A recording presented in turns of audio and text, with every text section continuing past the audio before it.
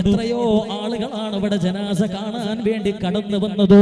എത്രയോ ആളുകളാണ് ഇവിടെ ജനാസ കാണാൻ വേണ്ടി കടന്നു വന്നത്.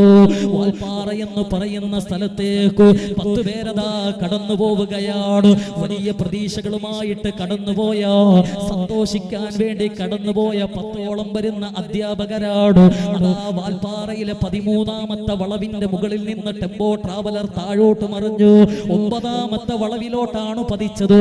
10 പേരാണ് മരിച്ചുപോയത്. അതിൽ പകുതിയിൽ കൂടുതലും അധ്യാപകരാ. പഠിപ്പിച്ചു തീരാത്ത അധ്യാപനങ്ങളും പറഞ്ഞു തീരാത്ത കഥകളുമായിട്ട് ഇന്നതാ അവര് കബറുകളിലാ. ഇന്നതാ അവര് കബറുകളിലാണ്. പടച്ചവനെ, നീ അവർക്ക് സ്വർഗം നൽകണേ അല്ലാ. അവരുടെ കുടുംബാദികൾക്ക് നീ ക്ഷമ കൊടുക്കണേ അല്ലാ.